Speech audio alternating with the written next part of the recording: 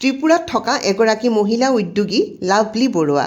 কিবা এটা সূত্ৰত আমি দুয়োৰে কথা জানিছিলোঁ। লগ পোৱাৰ ইচ্ছা আছিল। ত্ৰিপুৰালৈ যাওঁতে ফুৰাৰ লগতে মোৰ ইচ্ছা আছিল তেওঁক লগ কৰাৰ।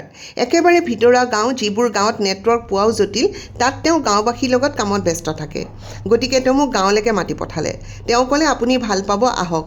আমি খুব সমস্যাত পৰিছিলোঁ। ৰাস্তা ঘাট চিনি নাপাওঁ, নেটৱৰ্কে কাম কৰা নাছিল। কিন্তু আচৰিত ধৰণেৰে মনে বিচাৰিছিলোঁ কাৰণেই চাগে শেষ মুহূৰ্তত নেটৱৰ্কে কাম কৰিলে।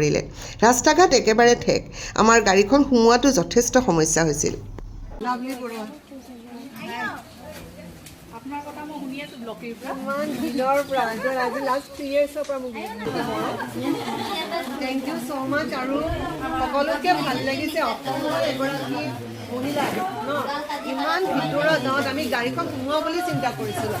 ইহঁতে মানে আহিছে গাড়ী আমাৰ পাৰ হ'ব মানে ইমান আৰু মানে বাঁহৰ মানে মাটিৰ ঘৰ এনেকুৱা আমি দেখাই নাপাওঁ। ইমান ইণ্টেৰিয়ৰ জেগাত আমি ভালকৈ যোৱা নহয় ন।